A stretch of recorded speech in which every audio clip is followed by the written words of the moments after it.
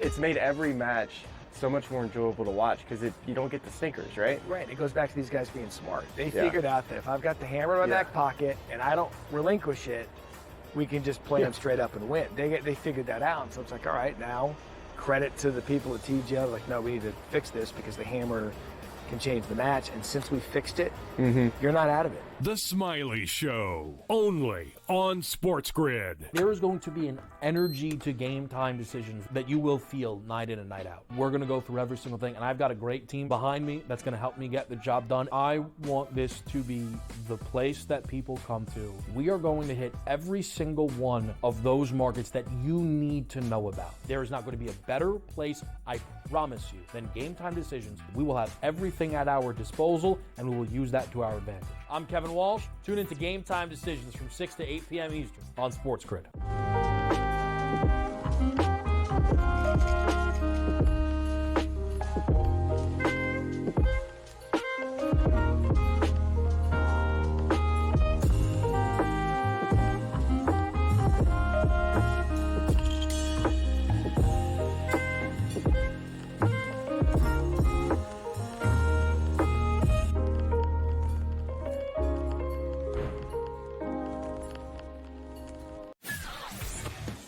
Off of the combine this weekend, there's been lots of anonymous sources and position coaches and all these things that sat down in interviews with him. A lot of teams allegedly don't see him as a first-round pick. Their big mouth that thinks they can do it either. They're embarrassing themselves. They all think they're so smart, everybody in this business. You're all a bunch of drifts. Honestly, you don't know who's going anywhere. Pharrell Coast to Coast, only on SportsGrid.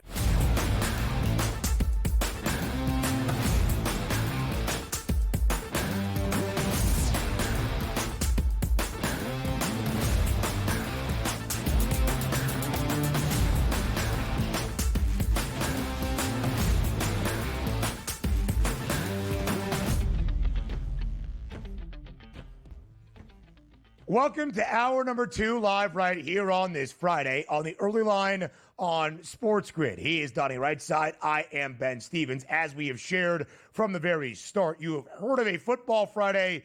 This is really a college basketball Friday. We continue our previews all around conference tournament week, entering semifinal Friday in some spots, quarterfinal Friday in a few others, with plenty of great action. This is our final time speaking to you before the bracket is unveiled on Selection Sunday, now just 2 days away. Everything at stake, all those big dance implications with tournament titles on the line this weekend, we will get you ready for. But Donnie, it's also a football Friday. I guess there is always NFL headlines to break down. We will do that here to start off this second of 3 hours on TEL.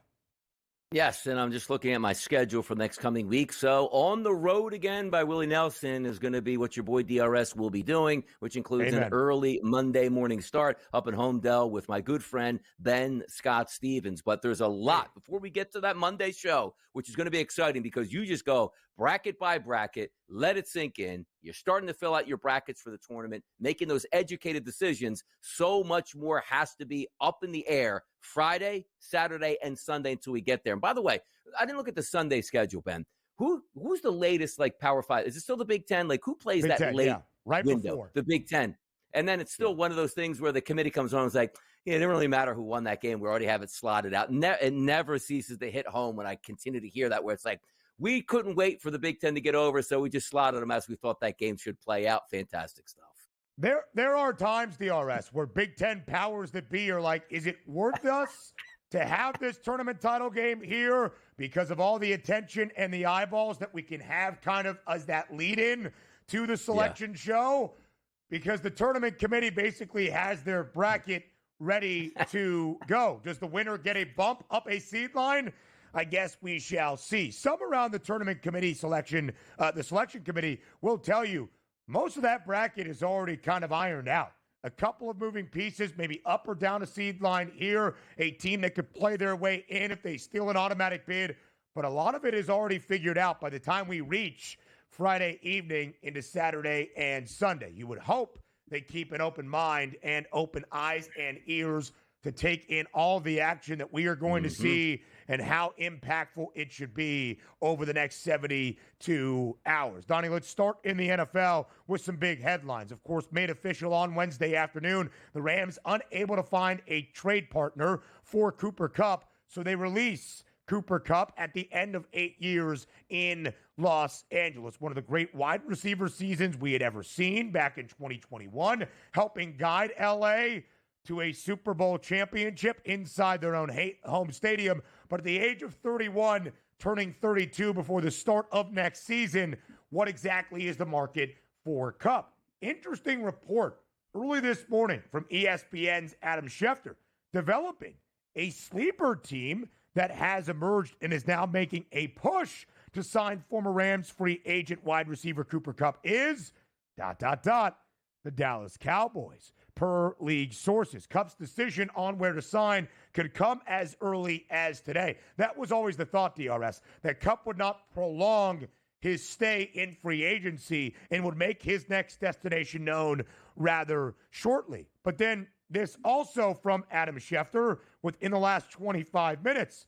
While the Cowboys made what one source described as a, quote, push for Cooper Kupp, they still are not considered the likely landing spot for the former Rams wide receiver, per source. So Schefter basically started a report and then ended his own report in contradiction.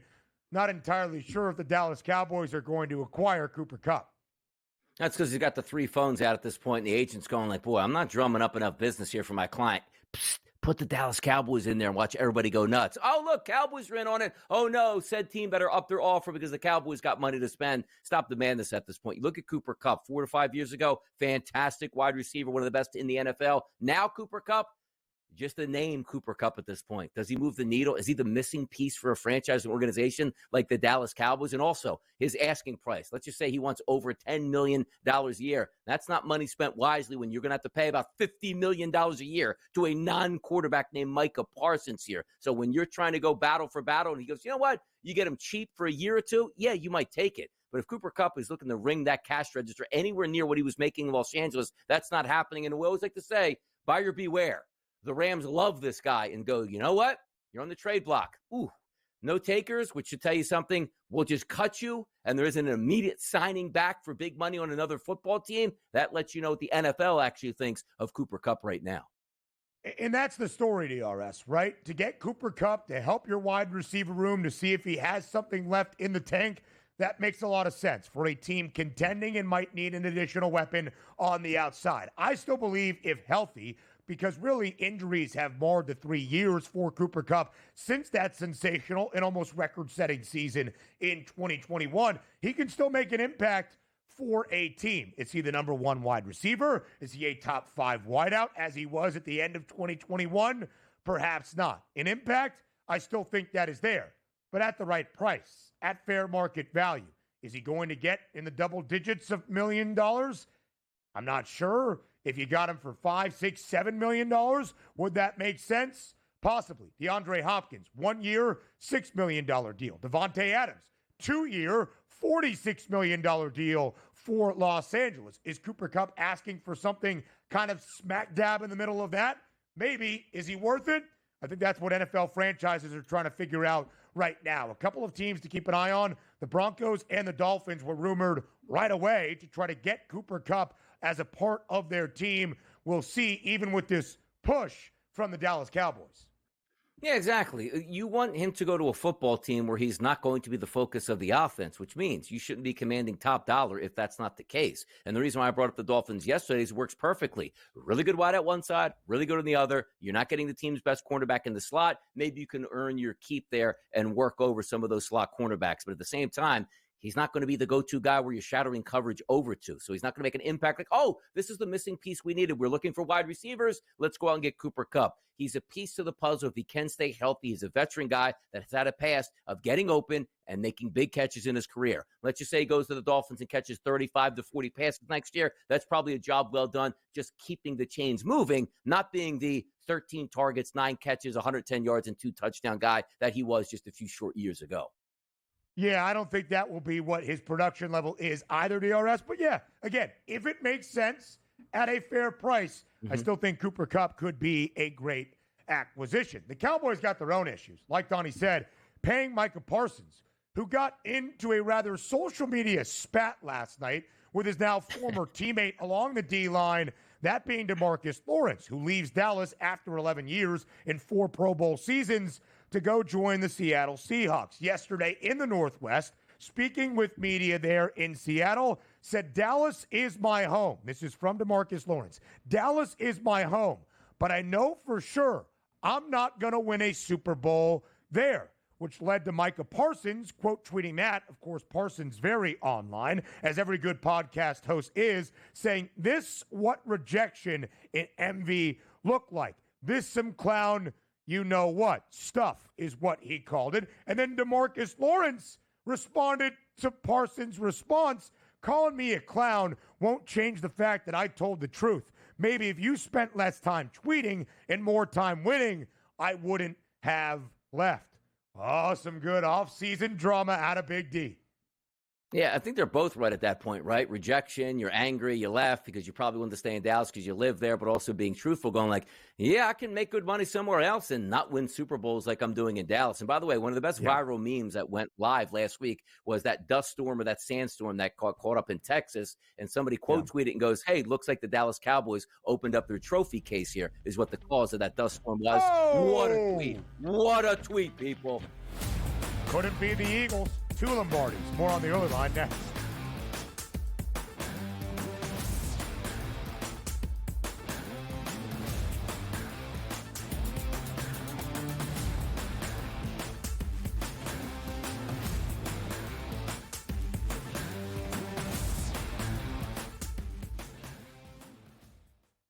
The game is on. The stakes are high. But the action isn't just on the field. He's rearranging that ring. Get it inside! SportsGrid's in-game live. Your ultimate second screen experience. 15.5-point live line. Every prop, every play, every day. Anything can happen. That's complete chaos. It's smarter to be on SportsGrid. Anyone that's been to a sporting event, the atmosphere before a game, I think Game Time Decisions has that same exact atmosphere. This is our arena. This is what we do. There is going to be an energy to Game Time Decisions that you will feel night in and night out. The excitement you get when you lock your bets in, when you're figuring out what you want to do, we can zone in on the biggest games each night. I want this to be the place that people come to before the games start so they feel as ready as possible to lock in their cards. We are going to hit every single one of those markets that you need to know about. We're going to go through every single thing, and I've got a great team behind me that's going to help me get the job done. There is not going to be a better place, I promise you, than Game Time Decisions to get that new information, react to it, and be able to then bet accordingly. We will have everything at our disposal, and we will use that to our advantage. I'm Kevin Walsh. Tune into Game Time Decisions from 6 to 8 p.m. Eastern on SportsGrid. The 2 guys that can do it all. Too much electricity this morning. This is a good time. We're having a lot of fun. I had to do a triple take. Ka-ching! Why? Because of parity. I didn't mean to offend. Yeah, it's not going to happen. Load management is a dirty word. Let him rip. You know what?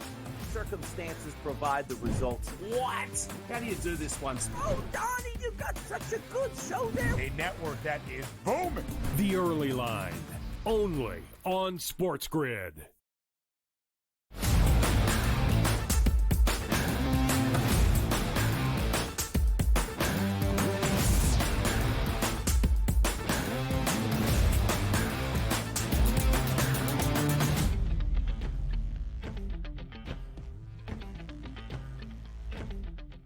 More NFL headlines from Thursday. Again, we are early in the offseason. Free agency began on Monday, officially in the league year as of Wednesday afternoon at 4 p.m. Eastern. Most of the big moves, DRS, that will move the needle happened early on Monday afternoon, but still some pieces to figure out. Teams adding some reserves. And, of course, we wait on Aaron Rodgers and Russell Wilson, who did interview yesterday with the Cleveland Browns there in Berea, Ohio. How about some backup quarterbacks, potentially backup quarterbacks, finding a new home? for sure a backup in Kansas City. Gardner Minshew signing with the Chiefs. He will be the backup for Mahomes in KC. This is an interesting one. Mason Rudolph back with the Steelers, where, of course, he spent 6 seasons from 2018 to 2023, started 13 games in total, including a playoff game just 2 NFL seasons ago in the Steel City. He's now back in Pittsburgh. And Donnie, frankly, he's the only quarterback they currently have. Yeah, I think the other one's Skylar Thompson. I'm just looking at the roster here. So basically, yeah, he is the only quarterback that you have. You need backups because you're waiting who that starting quarterback is going to be. He came cheaply, right around what a backup typically costs, but we're waiting for the other shoe to drop. Does that mean that Mason Rudolph is the guy in the room where he's going to start maybe early in the season if you draft a rookie, or he's going to be the backup that's not going to challenge the rookie? Or is it Aaron Rodgers, who knows he's not going to get a challenge from Mason Rudolph? There's a lot left to be decided in Pittsburgh, but the one thing you understand is you need some quarterbacks. So Rudolph comes to town as what looks like probably to be the backup. We're just waiting to see who's the actual starter now. Yes, we will see. And, of course, Aaron Rodgers is still out there and logically would make some sense for the Steelers. DRS, you were saying you were reading reports that Rodgers is upping his asking price as he feels as though he is significant enough to do that at this stage of his career? And I guess he is, because there's quarterbacks that are factoring on that he probably want to play for him, and you're supposed to play 2 teams off. But when you're a quarterback that detonated an entire franchise with an opportunity to actually get on a team with maybe playoff aspirations, and you're saying, I want a little bit more money, as the route I would have taken, get me in there, Pittsburgh. Sign me to a vet minimum. When we're 6-2, I expect the bag to come my way. If we're 2-6, cut me. I'll retire and I'll walk on the beach in sweatshirts and, Afghans and, headphones, and I'll be done with my career at this point now. That's what I would have done. So the fact that we're out here negotiating on, I want more of a salary. Aaron, based on what do you want a new salary? How about that? I don't know. It's not the same Aaron Rodgers, folks, after 20 NFL seasons at the age of 41 years old. The Raiders add the veteran running back in Raheem Mostert. A good signing, I guess, in Vegas, if that really does much for you. But here's the question, Donnie, for teams like the Steelers, right? Pittsburgh is a playoff team. We know the story under Mike Tomlin. 18 NFL seasons as the head coach in the Steel City, never a losing record, never fewer than 8 wins, and even with questionable QB play the last half decade, including the final few years of Big Ben's tenure, Pittsburgh has been a playoff team 4 of the last 5 seasons. But that's not good enough anymore in Pittsburgh. Probably was never good enough. They want to contend for championships, either in the AFC or for a Super Bowl overall. New conference odds available on the FanDuel Sportsbook. The Steelers, a 26-1 price with the addition of Aaron Rodgers. Even move that number up, maybe a tad. I wouldn't bet it. And Donnie, not a surprise to see those 3 teams at the top. The Chiefs will not be a reigning Super Bowl champ. They will still be the reigning AFC champ for a 3rd consecutive season. Plus 330. Yeah. The Ravens and the Bills just behind, plus 350 price. Yeah, it should be interesting to see where the Chiefs end up, but they should be the favorites starting out. And if we are healthy at the wide receiver position next year, I do like that weaponry here. You also get another year out of Kelsey. Maybe he comes back more reinvigorated based off that terrible Super Bowl performance. But as you go down that list, you are looking at an interesting number on the Steelers at 26-1. And then getting back to who that quarterback is going to be, it's not going to shift all that much. I think it's baked in, as we probably think the Steelers are already getting their quarterback in Aaron Rodgers should they want him. But the funny part about it is, is Aaron, I don't know what the details are right now, but let's just say the franchises are $2 million apart. Aaron Rodgers is going to choose the Giants for $2 million more, knowing he has no shot to do anything there, and all the money he has. It's not like, hey, man, let's get back. I lost all my money in terrible investments. I need to make every bit of dollars I can make. That's not the case. At least we don't think it's the case with Aaron Rodgers right now. So I think that 26-1 is baked in there. The Texans, sort of a rebrand on their offensive line. The Bengals at plus 850 want nothing to do with that franchise whatsoever. No. But the Chiefs, Ravens, Bills, they should be up there, all close to each other. I agree. Donnie, that was the story last year, right? The tier of 3 as it emerged throughout the NFL season. After the Bengals fell off and we were kind of figuring out who would be those wild card teams around this conference, it was the tier of 3. Closely separated throughout the entirety of the regular season and certainly into the playoffs. In my opinion, KC should always have the edge. until they are proven not to be the top team in the AFC. The Ravens still have plenty of postseason questions to be figured out. And until Buffalo slays their postseason nemesis and that dragon in KC, the Chiefs should be in front. I would love to bet the Bengals. I would. But now they're apparently asking too much for Trey Hendrickson, so they can't even trade him away to get value if they are not going to extend him. Until I see what the Bengals are going to be come late August, early September, I think it's an unbettable price. Yeah, let's just say Hendrickson is gone, and they do re-sign T. Higgins, I don't think they will, and Jamar Chase. I'm not betting them at plus 850. What did they get better? The defense is an absolute sieve at this point, so nowhere near going through that. How about the Buffalo Bills, though? I do like the fact that they added the extra pass rusher. Josh Allen got that comfort of the long-term deal. They should be obviously major players. But you know what? I saw a podcast going around with Keon Coleman yesterday, or, I don't know if it was actually yesterday or the day before, but I saw the videos yesterday where he was unhappy with the combine. So what do you want to change about it? Well, there's certain interviews, and one of the main points was, it's in Indy. At least put it in Texas. Oh, man. New fan of Keon Coleman. The guy gets it, man. He absolutely gets it. Had no idea where that was going. Keon Coleman got in trouble at the combine for eating fruit snacks. Shout out Keon Coleman. Great sense of humor. Now, Keon Coleman is a boy from the South, but I would expect more from a man that also played at Michigan State to start off his career, even on MSU's basketball team, probably even suited up for Izzo in a Big Ten tourney in Indianapolis. Keon, you should know better. You really, really should. All right, DRS. Now we get to the NFC side of things and those conference title odds up next on TEL.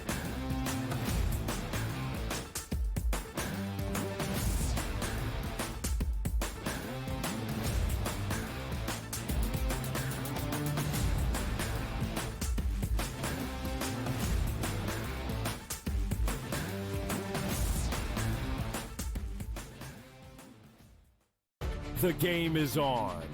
The stakes are high. But the action isn't just on the field. He's rearranging that roof. Get it inside! SportsGrid's in-game live. Your ultimate second screen experience. Just a little flyer, couple of 15.5-point live line. Every prop, every play, every day. Anything can happen. That's complete chaos. It's smarter to be on SportsGrid.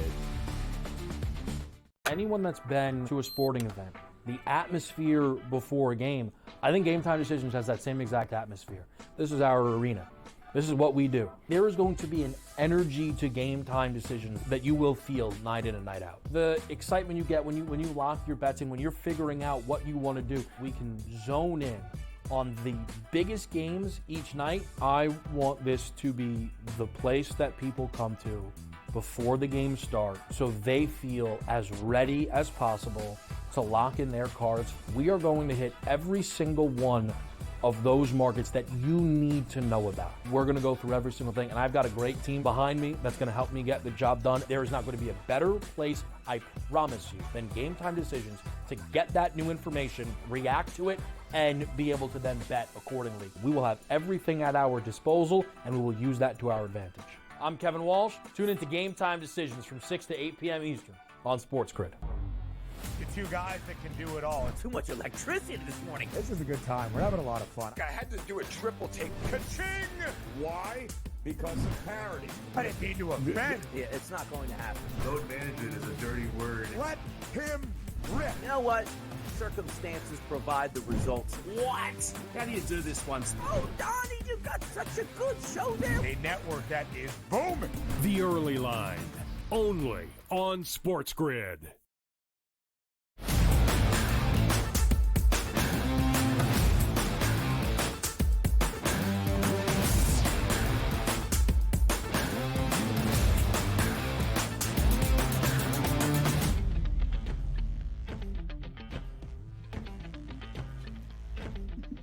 New conference odds available around the National Football League on this Friday. We bring it to you here on the Early Line. We looked at the AFC title odds. No real surprises. Same kind of story I think you could say in the NFC. The reigning Super Bowl champs who have won 2 NFC championships in the last 3 seasons. The Philadelphia Eagles, a 3-1 price. The Detroit Lions, second best number at plus 480. but a $1.80 gap in the AFC. 3 teams, the Chiefs, Bills, and Ravens, all separated by just 20 cents. And then even a steeper drop-off following Detroit to the 49ers at a plus 650 number. Commanders plus 850, Rams 10-1, Packers 11-1 as well. Donnie, frankly, when you look at those prices there, not a ton of surprises. Again, from our playoff teams a year ago. The team that is not featured, the Minnesota Vikings, now a new era with J.J. McCarthy under center, and the team that has risen back up the ranks as the odds makers have loved the last half decade around the NFC. That would be the San Francisco 49ers at a plus 650 number. Yeah, San Francisco's misplaced for me into this. The Eagles, Lions, fine. 1-2 punch there. Arguably that you could say the Lions are really talented as well, and they are. The Eagles just have the pedigree, the quarterback coming back, the offense intact. They should get the nod, and I do agree with that. The Commanders on the come up here, improving their team at a plus 850 price. Keep in mind, even though they got waxed in the NFC Championship game, they still made it to the NFC Championship game, which is something the Lions didn't have. The Rams making those moves, a talented front seven, now bringing Devontae Adams, you're bringing Matthew Stafford back another year with Puka Nacua. That team is on the come up as well. And then the Packers at an 11-1 price, who I do think are a very good team all the way. Let's just see who they try to, go through the draft or make some of those changes. So for me, I go not in the particular order, but it would be Eagles, Lions, Commanders, Rams, Packers, then the 49ers.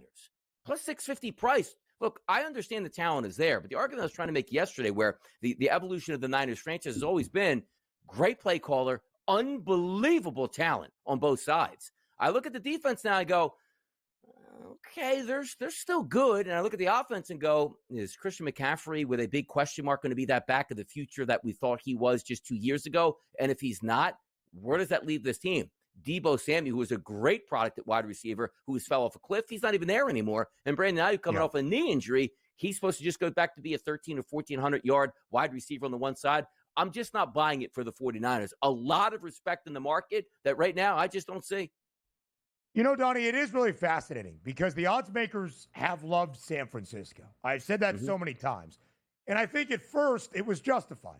They had played in 4 of 5 NFC championship games with 2 Super Bowl appearances to show for it in the 5 NFL seasons prior to last year, even coming up short against the Chiefs for a second year in that 5-year window. In the biggest of all football games in a Super Bowl, they started last offseason as the Super Bowl favorites in front of Kansas City. I thought that was flawed. They ended up being co-favorites by the time 2024 did get underway.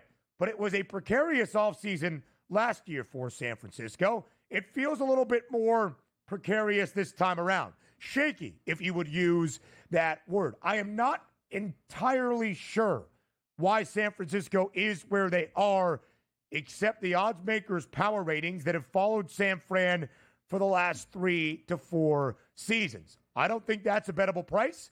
I don't think the 49ers are the best team in their own division. I would give the Rams certainly that advantage. And Donnie, I really do wonder about Detroit. I really wonder about the Lions because the Lions players are largely the same from a season ago in the past 2 years that have been historic and overwhelmingly successful for this Detroit franchise. But the Lions coordinators are very, very different. And 2 very talented coordinators, of course, that have now taken on head coaching endeavors. If there is not that coordinator drop-off, the Lions will be right there, and I think they present value. I'm not sure I would bet it right now, but there is a chance if the Lions start off September 3-0, 4-0, 5-0, that number is gone in an instant. Yeah, that team looks tremendous on paper, and it does. And for me, last year, early in the season, September, October, November, before the injuries really started to pile up, I thought this was a team that was going to get to the Super Bowl out of the NFC, even over my favorite team, the Philadelphia Eagles, and even into the playoffs, catching a break where Washington goes in there and absolutely lays the wood to the Detroit Lions, which allowed the Eagles to have home field advantage in the NFC Championship game against Washington. Those were big steps here. So when you look at on paper, just getting those healthy players back, Detroit should be a menace, but you're right. Yeah. The best play caller in the NFL is no longer there. You might just say these guys are used to the system and they'll be just fine at this point. But when you're making those big-time calls, when you need to stay aggressive and those plays have to work, Ben Johnson 9 out of 10 times came up with a dime play. Maybe that's not there this year. We get back into college basketball Friday. The Ivy League tournament preview next.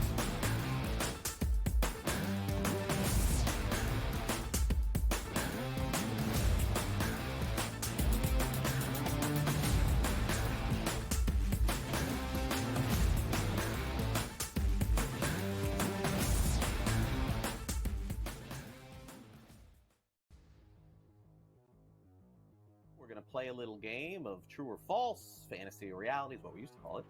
But instead, we're going to play a little game of buy or sell.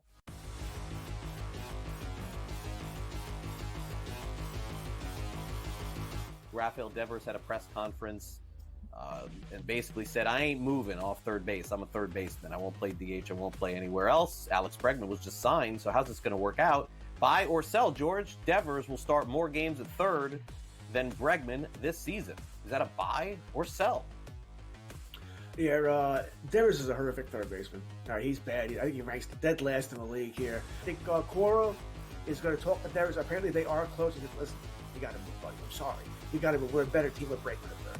I think he's dug in here, man. I don't know. I know that there was a report a few days ago that they were talking about it and, sort of working things out. But I think in the end, cooler heads will prevail. But I don't know when that's going to be.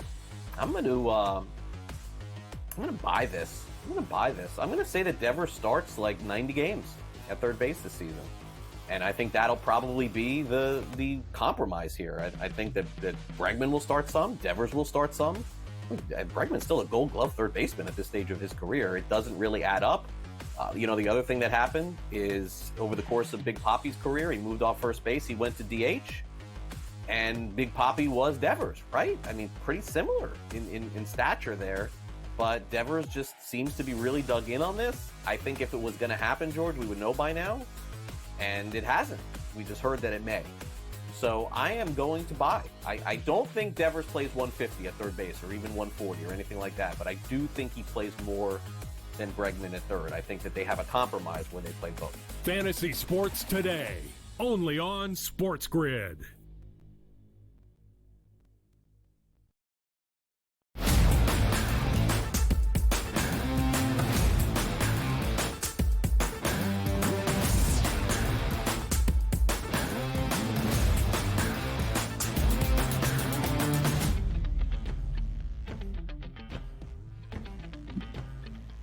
Did you know there are so many conferences in college basketball? In fact, DRS, 31 at the Division I level of men's college hoops. 30 of 31 conference tournaments have either already started, are underway, or frankly, have been completed. One conference tournament still waiting to begin, but that changes on this Friday. The Ivy League, only an 8-school league, sending 4 teams to its conference tourney, looking for the automatic bid to the big dance. In the number 1 seed in the Ivy League tournament, best team, frankly, in this conference, that is Yale. They are the odds-on favorite at minus 190. Of course, maybe you remember the Bulldogs from a magical March run a season ago, upsetting Auburn in the opening round of 64 in a 4-13 matchup. Danny Wolf, starring for Yale at the time, now plays for Michigan. But DRS, Yale expected to be back in the big dance and maybe a team you could look for to make some opening round or opening weekend noise once again. Yeah, and they might be able to do that. As you said, 20-7 overall, 13-1, excuse me, in the Ivy League. The one thing that I do find is interesting is Cornell is top 20 in the country in adjusted tempo and also fires from three-point range, making it at a 39.3% clip as a team. Maybe it's one of those teams where you play with that adjusted tempo, you play with that fire from the three-point range, and you're able to knock them off. But just going over some numbers, I believe Yale also beat Cornell twice this season. So the matchup not as great as it is on paper when they do play it out on the court, but we've seen crazier things happen. By the way, this tournament, who is hosting? Like, who has the where are the games at? I believe they're neutral site. I think they're Rhode Island. Yes, in Rhode Island. They're in Rhode Island. Providence. I think it was in Columbia last year, as in New York City. Like at I remember Columbia's Penn campus. had it with the Palestra a couple times there, but it's in Rhode Island. So I just wanted to see if one of them had a distinct advantage. So it doesn't look like who's in Rhode Island, by the way. Which school was that? Okay, Brown. Yeah, gotcha. Why wouldn't it always be at the Palestra? Now you're asking good questions. Yeah, should always be there. Legendary place here. Nice arena, Division I city. It should be at the Palestra every single year. I agree. So just so you know, by the way, Brown, of course, not into the Ivy League tourney. They finished 6-8 in conference play. So it's not like Brown is getting some sort of home floor advantage. Game certainly not in Connecticut. In New Haven, for Yale. Yeah. Interesting stuff. James Jones, though, in this Yale Bulldogs team, really good once again, DRS. Very sound offensively, very efficient from beyond the arc, but they don't love to hoist a lot of threes if not necessary. And they do not necessarily run you off the three-point line as well. Donnie, I would tell you, if you were looking for some value in this conference tournament, you should go to Princeton. A team in Princeton, I think, is really, really good. However, based on tiebreakers, Princeton was 8-6. Dartmouth was 8-6. Dartmouth is the 3 seed, so their opening matchup is against Cornell. Princeton is the 4 seed. They have to play Yale. So you would have to beat Yale to get to a point in that conference tourney title game tomorrow. This could technically be the conference tournament title game if I'm telling you I think Princeton is the second best team overall in this league, but Yale has been so dominant this year in the Ivy. By the way, here's what I want to know, too, is I see on All Ivy League from Ken Palm, A.K. Okereke. Now, granted, is that Okereke, like Bobby Okereke changed his name in the NFL? Do we have a pronunciation on that? Because that guy could be a key player here, BWS. I want to make sure we're getting the pronunciation correct if they go dancing. I will try to find that for you. I can pull up some game notes. Unprepared at the moment. My apologies. Cornell and Dartmouth, by the way, very fast tempos, and we are expecting a lot of points in those games today. 81-77 is Ken Palm's projection. Cornell not listed with a price as of yet. Wait, this is tomorrow, right? It starts tomorrow? I said Today. Ivy League starts tomorrow, just to clarify. Starts on Saturday. Sunday. School, man. So, it's got school. So for sure they do. So that not listed as of yet, but keep an eye. I'm telling you, keep an eye on that total for tomorrow's game between Cornell and Dartmouth. Both top 25 adjusted tempos, obviously a very fast pace around the country. And to Donnie's point, Yale did knock out Princeton in both of their games this year, including in New Haven, winning by nearly 30, 84-57. There is a reason that Yale and James Jones booked as the hefty favorite near a minus $2 price. They need to win 2 games. That is it. That is it. Saturday, Sunday in Rhode Island to go dancing once again.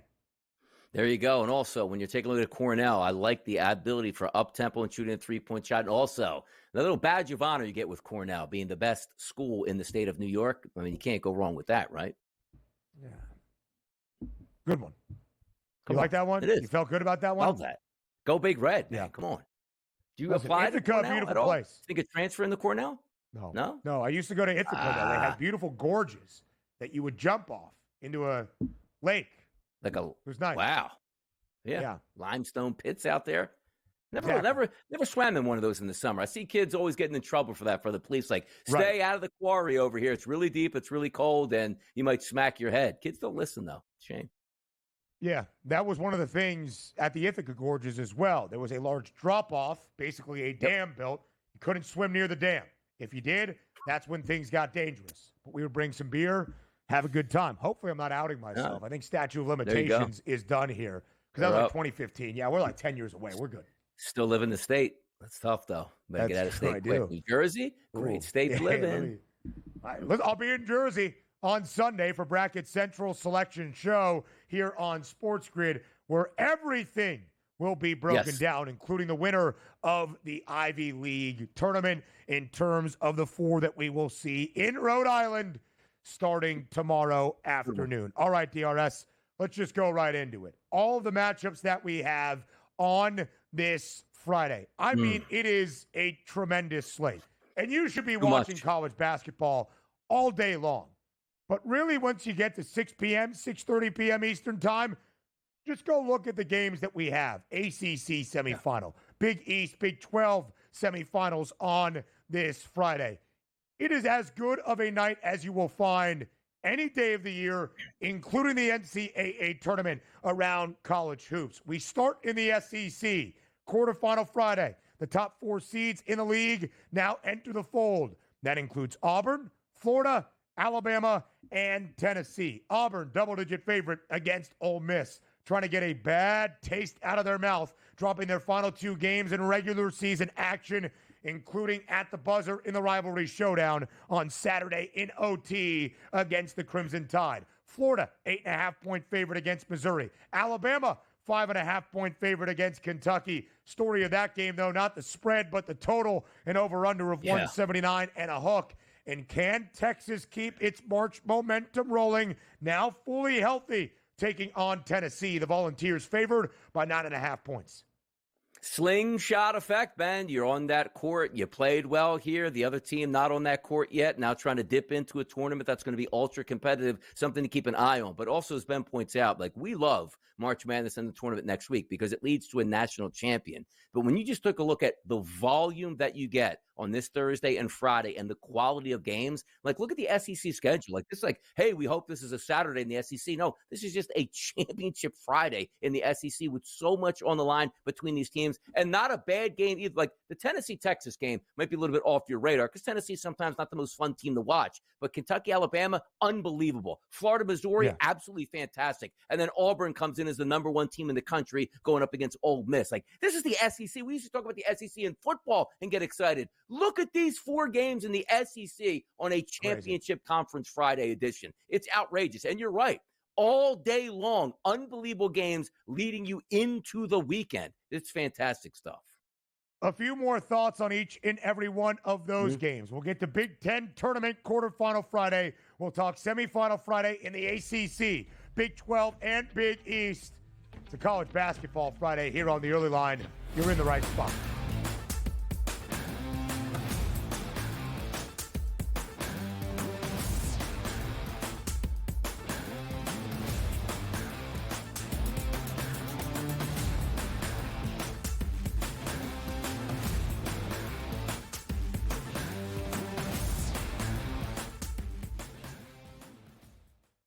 The game is on. The stakes are high. But the action isn't just on the field. Just rearranging that roof. Get it inside! SportsGrid's in-game live.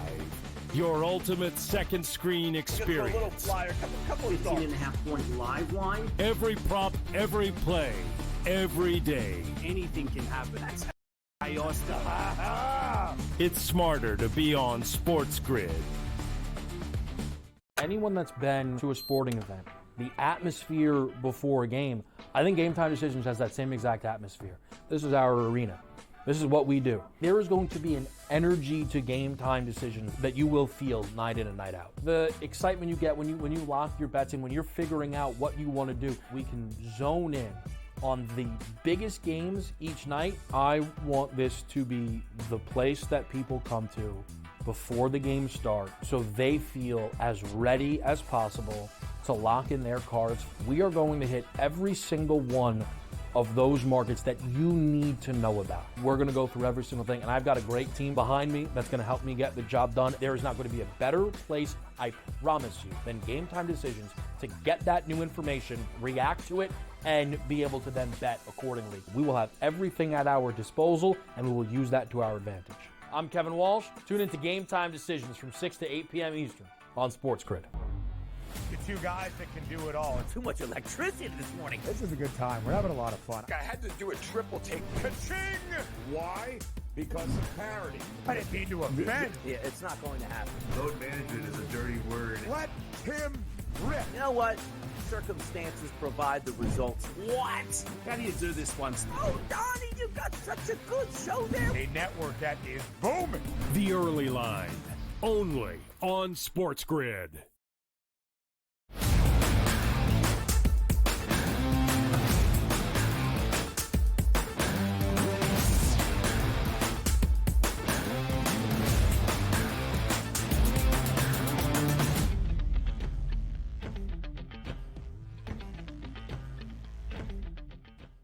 DRS, something I bet right during the break as we look at the SEC quadruple header we have on quarterfinal Friday in Nashville. Auburn laying 6.5 in the opening half. Minus 120 for the VIG if you want to lay down with Auburn in that opening 20-minute stanza. Ole Miss played great yesterday, but a tight game against Arkansas. Sean Padula winning it near the buzzer for the Runnin' Rebs. But, Donnie, I really believe in this Bruce Pearl team. I really believe in what Auburn can do. I think Auburn will be there.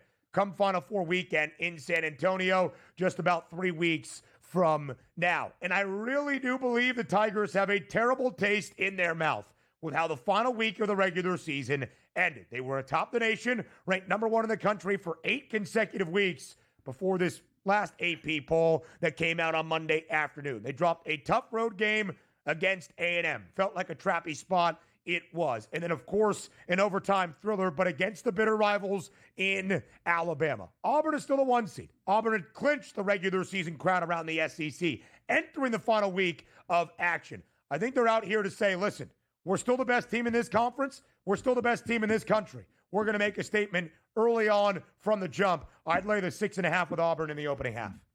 Yeah, it's interesting because, again, we're in unfamiliar formats due to the regular season and what we anticipate. Like, hey, two teams play on a Tuesday, they play on a Friday, maybe on a Sunday at that point.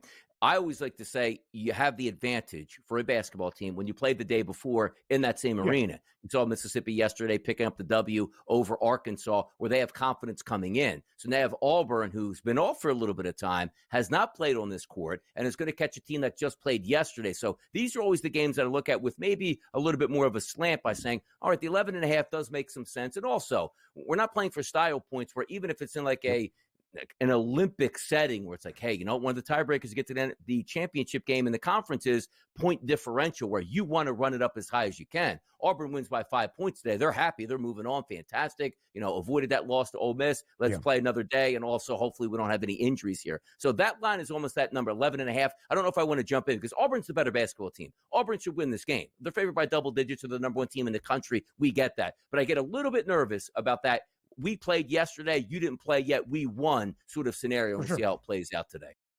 March is about momentum. We know that. We'll see that in the NCAA tournament starting next week. You get a day off in between games if you do what the calling card is, survive and advance. Here, it's each and every day. So if you've already played, you get your sea legs wet, to say, and to use that saying, it could help you. You could prevail. You know what the sight lines are like. You know what that floor and atmosphere is like. The old rust versus rest debate that we might see. I just believe in Auburn being prepared, being ready to go, and trying to prove once again that, hey, we're ready to go from the jump because we believe we are the best team in the country, and we are here to show it. Donnie, I think there's a lot of national championship bets that you could make. I think Auburn will be in the Final Four. Heck, I think Duke with a healthy Cooper Flagg should be there as well.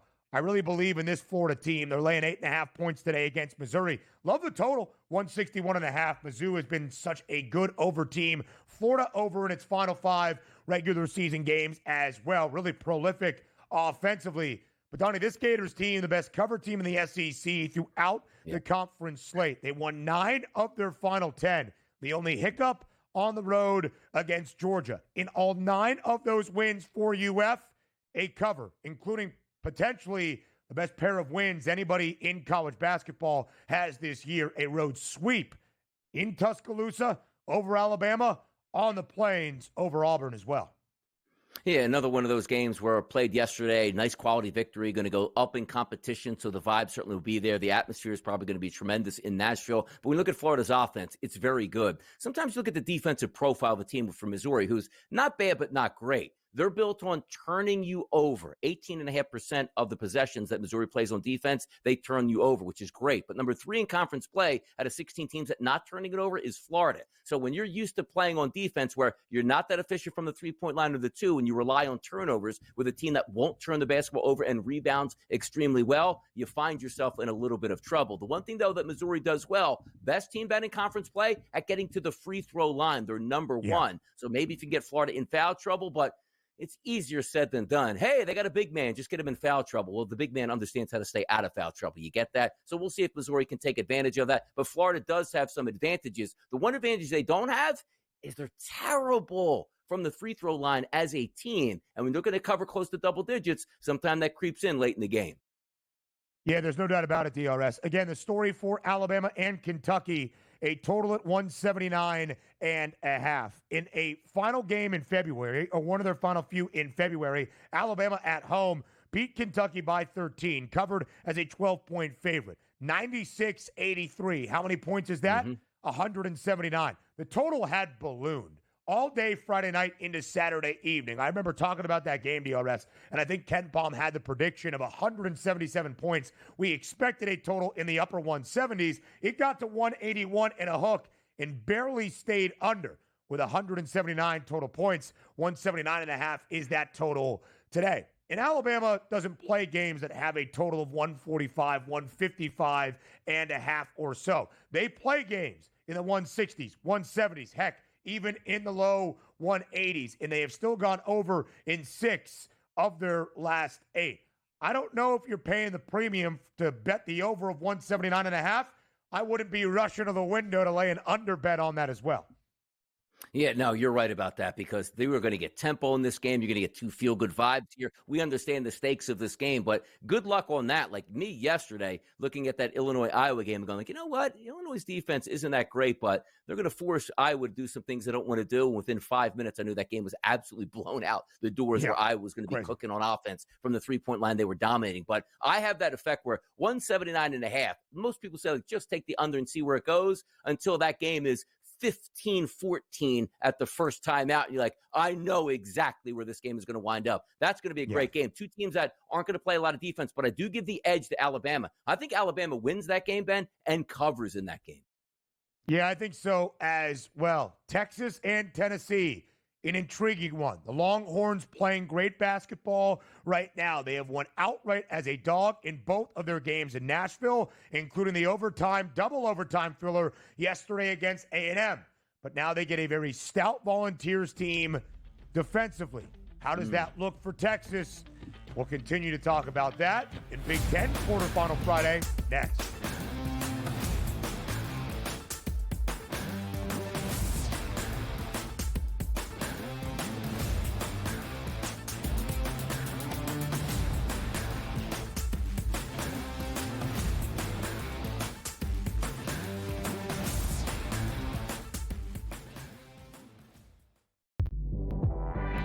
Also showing a little bit more propensity to take the pull-up jumper, which I think is important for them. Aiden Holloway's been better. Brant Nelson's getting staying out of foul trouble. Clifford Murray is attacking the offensive boards and being the defensive threat that they need. If Alabama can defend and they make a run and they win the SEC tournament, I think they're the 4th number 1 seed. Betting above the rim. Only on SportsGrid. Anyone that's been to a sporting event, the atmosphere before a game, I think Game Time Decisions has that same exact atmosphere. This is our arena.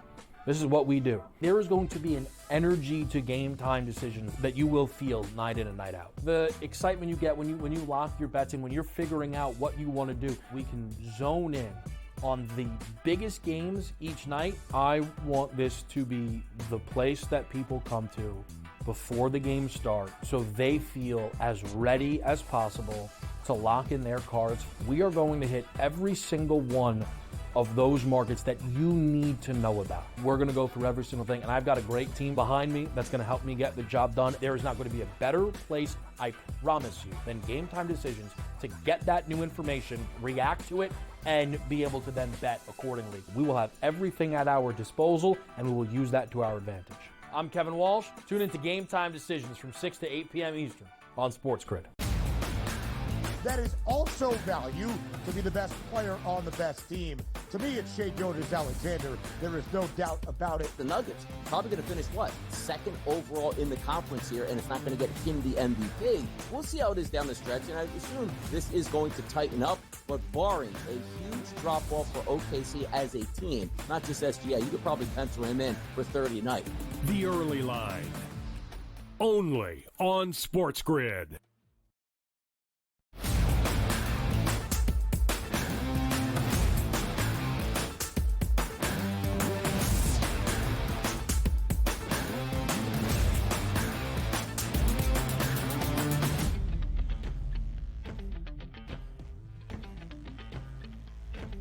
Big Ten quarterfinal Friday in Indianapolis, where the top 4 seeds, just like in the SEC tourney, enter the fold today. That includes the team that won the regular season crown, number 11 under Tom Izzo, with a 3-game advantage. The top seed in the Big Ten tourney, Michigan State, at noon Eastern time, takes on Oregon. 5.5-point spread, now 6.5 in favor of the Spartans, a total at 142 and a hook. Maryland is the 2 seed. They get a streaking Illinois team that has won 4 consecutive games since the disaster in MSG against Duke. They have covered in all 4 wins. Michigan has dropped 3 in a row on a skid entering postseason play. They are an underdog against Purdue despite being the higher seed. And UCLA in Wisconsin in a virtual pick'em. The Badgers a slight moneyline favorite. That's the second game of the day in Indy. Donnie, of those 4 on quarterfinal Friday at the Big Ten tournament, which one do you like the most?